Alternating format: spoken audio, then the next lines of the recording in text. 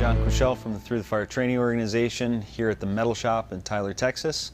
And this is the fourth installment in a 5-part series on Hubud, which is a Filipino energy drill or sensitivity drill that we teach here.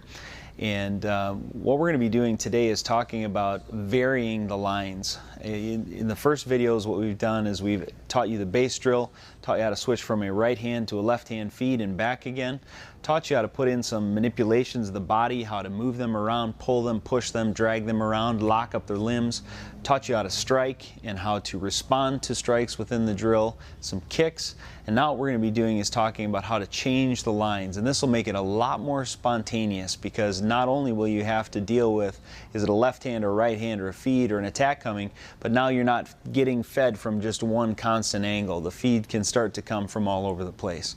So we're going to take that right hand feed that was here and that left hand feed that was here, and we're going to reverse those and respond to those things. We're also going to put in a body hook or a shovel hook, and we're also going to put in a straight line shot to the sternum or the solar plexus.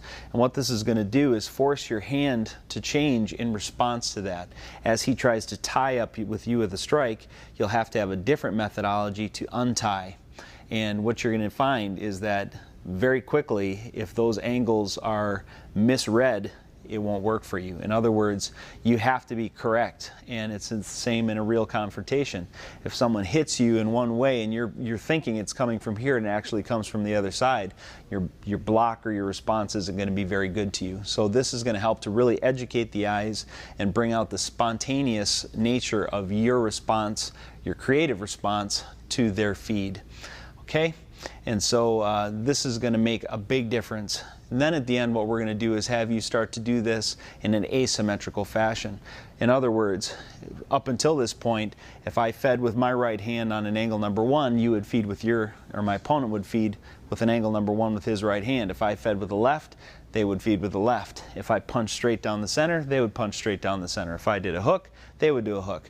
But since this is a 2-part drill, a tie and an untie, it doesn't have to be symmetrical. Meaning, I could attack here and my opponent could attack me here. I could stop this and attack here. So this starts to become a lot more spontaneous. So let's go out on the mat and check this out. Okay, so now we've got the base drill. We've added in some pushing and some pulling. We've added in some striking with some gunting motions, some scissoring destructions. And now we're going to add in different angles of attack, because as we all know, you're not going to get hit with just an angle number 1. Sometimes you get hit from this side. Sometimes you get hit down low more. Sometimes you get kind of a hooking motion in this way. So we're going to be adding in some other angles, and look how to tie and untie from those angles. And then what we're going to do is we're going to break it up a little bit and make it asymmetrical, meaning Daniel might attack me on one angle. I might deal with that, untie, and attack him on a different angle completely. And this forces us to really react to the reality of the situation. You can't think about it, you just have to react. So what I suggest is you learn each angle individually and then start to break it up and mix it all up once you have an understanding of how each one works. So we start with the base angle number 1 here. Again, that number 1 is on this side of Daniel's head. My right hand going to his left hand side of his head. Right there. Okay? Now that can be anywhere in that quadrant, we say. So it can be here, here, here. Anything this side of his head works. When I come to this side, we enter into angle number 2. So if I come here, it's an angle number 2. Notice when Daniel hits here, if I try to stop it like I just did on angle number 1, I'm just driving that straight. I'm giving him a ramp straight into my head. So as it's on that side of my center line, I just want to parry it, keep it there. Then I'm going to do the same thing, a lift, pat, and hit. So I can get that angle number 2, boom. Angle number 1, number 2, just like that. And you see, it forces a reaction here with this hand. Is it coming here and I respond this way? Because here, if Daniel tries to catch it and parry it this way, if it's already on this side of his head, there's an opportunity for me to hit him here. So he needs to keep it from hitting his head and then lift it over the top and come around. If it's here on this side of my body, I want to parry it like this again, as we said. So it's forcing a reaction here.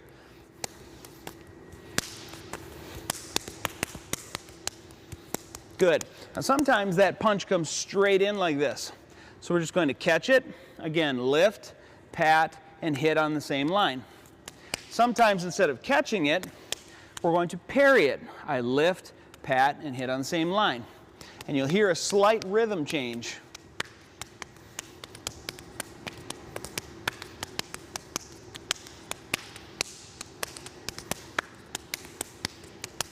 As we attack there. And of course, there are switches and destructions and pushes and pulls from every single one of these angles. But what we need to do is really educate the hand and the eye, the body, to react automatically based on what is given you, not based on what you think is coming. So then we can keep Daniel just punching in this orientation, and I can feed every other orientation. So as he punches here, I tie and untie. I come in and maybe tie him here, and he brings it back there. I might bring it over here. I might stay here. I might actually switch to the left-hand feed, and Daniel stays on his right-hand feed. So from here, I just come to the inside. Come back to the right-hand feed. Yep, parry, lift, pat, hit.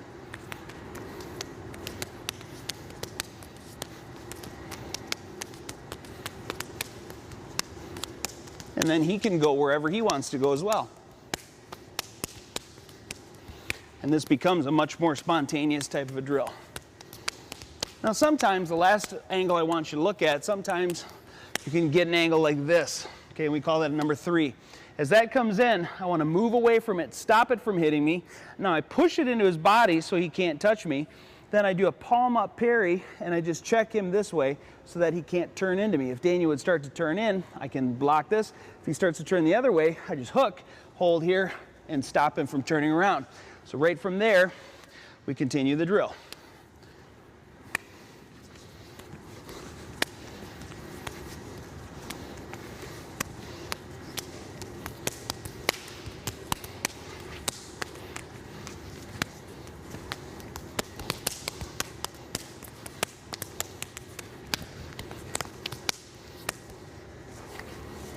And then we just play.